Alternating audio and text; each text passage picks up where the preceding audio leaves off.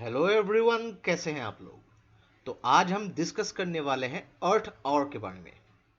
तो अर्थ our basically क्या है, तो नाम से ही जैसे कि आप जान सकते हैं कि आवर यानी कि 60 मिनट्स का एक ड्यूरेशन होगा डेफिनेटली। तो यहाँ पे बेसिकली हम समझेंगे कि अर्थ आवर बेसिकली है क्या, एनवायरमेंट कंसर्न के हिसाब से ये कैसे इंपॉर्टेंट हो सकती है। यहाँ पे इसके अलग अलग जो फीचर्स के बारे में समझेंगे, जो इम्पैक्ट एनवायरनमेंट के ऊपर यहाँ पे हो सकती है उसके पॉइंट ऑफ व्यू के हिसाब से इसको डिस्कस करेंगे। और जो world wild life fund for nature है यानी कि जो WWF फॉर नेचर, इसके बारे में भी डिस्कस करेंगे। तो देखिए, from environmental science point of view के हिसाब से बहुत ही इंपॉर्टेंट वीडियो होने वाली है, तो इस वीडियो को एंड तक बिल्कुल देखते रहिएगा। और इससे पहले अगर आप लोगों ने हमारे चैनल को अब तक सब्सक्राइब नहीं किया है तो इसको प्लीज सब्सक्राइब कर लीजिए, ताकि आने वाले ऐसे ही वीडियोस के नोटिफिकेशन इसी तरह आपको मिलते रहे। और इस वीडियो का जो नोट है आपको हमारे वेबसाइट में मिल जाएगी, नीचे डिस्क्रिप्शन में मैंने उसका लिंक दे दिया है, वहां से आप उसको फॉलो कर सकते हैं। तो चलिए आज का वीडियो शुरू करते हैं। तो अर्थ आवर यानी कि जो आप ऐसे समझ सकते हैं कि ये अर्थ मतलब दुनिया और आवर मतलब घंटा, यानी कि ये एक ऐसा घंटा होता है जिसको एक्चुअली स्टार्ट किया था as an initiative by World wild life fund for nature. तो ये 2007 में ये पहली बार इंट्रोड्यूस किया गया था। और ये जो है अर्थ आवर हमेशा हर जो मार्च महीने का जो लास्ट सैटरडे होता है, यानी कि मार्च महीने का जो अंतिम जो शनिवार होता है, तो इस साल जो है ये 26 मार्च को ये लास्ट शनिवार जो है मार्च महीने का हुआ था। तो हर साल 2007 से जो है मार्च महीने का जो लास्ट शनिवार को ये सेलिब्रेट किया जाता है 180 कंट्रीज। तो ये कैसे सेलिब्रेट किया जाता है, कुछ भी नहीं होता है यहाँ पे, सिर्फ रात के 8:30 बजे से लेकर 9:30 बजे तक, यानी कि आप जो भी कंट्री में है, मान लीजिए कि आप इंडिया में हैं, अर्जेंटीना में है, आप रशिया में हैं, आप ऑस्ट्रेलिया में है, कहीं पे भी हो, तो रात के 8:30 बजे से लेके 9:30 बजे तक की 1 घंटा जो अपने लाइट्स को आप स्विच ऑफ कर सकते हैं।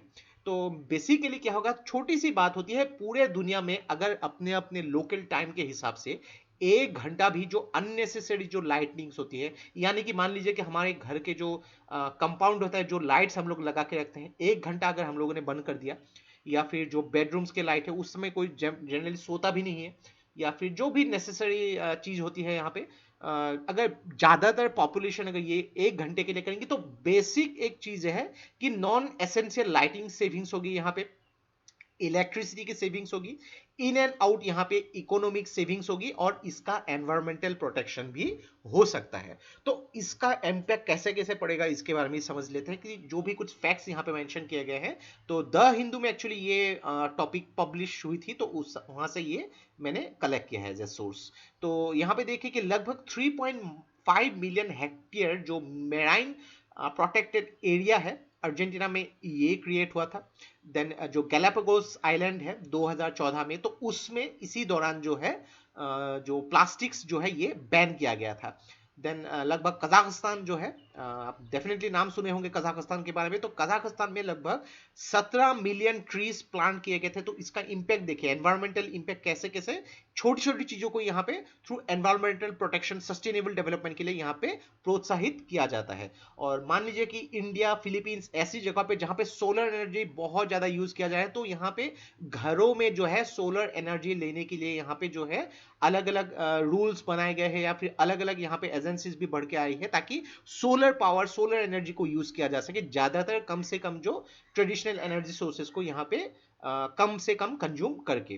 देन रशिया में अलग अलग जगह पे फॉरेस्ट हो गई, या फिर जो समंदर है वहां पे अलग अलग जो लेजिस्लेशन लाए गए थे। तो देखिए, एक छोटी सी यहाँ पे क्लिक है, उसके जरिए कितने एनवायरमेंटल कंसर्न, कितने एनवायरमेंटल यहाँ पे रूल्स या फिर एनवायरमेंटल जो प्रोटेक्शन से रिलेटेड एक बूस्ट मिल सकती है। तो ये घंटा हो गया 1 घंटे के लिए, इस टाइम में आपको बहुत ज्यादा कुछ परेशानी नहीं होती है। तो इसका इम्पैक्ट आने वाले टाइम में बहुत ही ज्यादा हो सकती है। तो नेक्स्ट बात करेंगे यहाँ पे जो world wild life fund for nature. तो एग्जाम्स में आपको कभी कभी छोटी से छोटे क्वेश्चन आपको प्रीलिम्स में पूछे जा सकते हैं कि अर्थ आवर ये एक्चुअली जो है कौन सी जो ऑर्गेनाइजेशन का एक इनिशिएटिव है। जो सिंपल आंसर है वहां पे world wild life fund for nature. तो world wild life fund for nature यानी कि WWF फॉर नेचर, इसको ये जो है दुनिया का वन ऑफ द लीडिंग जो है कंजर्वेशन ऑर्गेनाइजेशन है, जहां लगभग 100 कंट्रीज इसको सपोर्ट करती है। और इसकी जो स्थापना हुई थी 1961 में, और इसका जो हेडक्वार्टर है ग्लैंड, स्विट्जरलैंड में। तो मेन इसका ऑब्जेक्टिव है कंजर्विंग द नेचर, और अर्थ में जो भी थ्रेट्स है यानी कि जो डाइवर्सिटी है तो उसको कैसे प्रोटेक्ट किए जा सके। तो अगर अलग अलग कुछ इनिशिएटिव्स जो WWF के बारे में हम मान सकते हैं, तो WWF जो है एक्चुअली ये 1961 में स्टार्ट हुआ था। तो आप जैसे कि जानते हैं, अगर रेसलिंग से रिलेटेड आप शौक रखते हैं तो वर्ल्ड रेसलिंग फेडरेशन भी WWF नाम से जाना जाता था, लेकिन बाद में इसने अपना नाम 2002-3 में, मैं एग्जैक्ट साल भूल चुका हूं, तो ये चेंज करके वर्ल्ड रेसलिंग एंटरटेनमेंट रख दिया गया था। तो WWF stands for world wild life fund and WWE stand for world wrestling entertainment. तो वर्ल्ड वाइल्ड लाइफ फंड, इसके अलग अलग कुछ इनिशिएटिव है, जैसे कि ट्रैफिक, यहाँ पे जो कार्बन एमिशन उसको कंट्रोल करना है। TX2 गोल, यहाँ पे काफी सारे इनिशिएटिव लिए जा रहे हैं।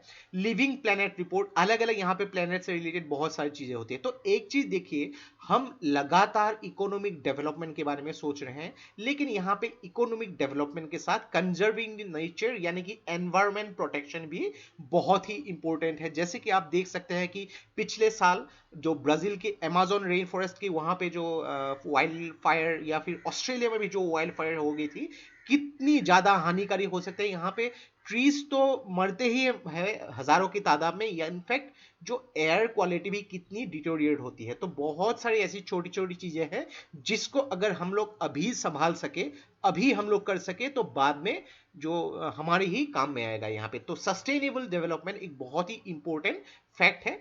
तो अलग अलग तरीके से इसमें हर कंट्री अभी जो है इनिशिएटिव लिए जा रहे हैं, और कोई भी एग्जाम्स में जो है एनवायरमेंटल प्रोटेक्शन, एनवायरमेंटल कंजर्वेशन हो गई, यहाँ पे बायोडाइवर्सिटी प्रोटेक्शन, उसके ऊपर बहुत ही ध्यान दिए जा रहे हैं। तो ये था हम लोग का complete analysis regarding the world wild life fund की जो इनिशिएटिव रिगार्डिंग अर्थ आवर। तो आशा करते हैं इससे आपको बहुत कुछ चीजें सीखने को मिला होगा।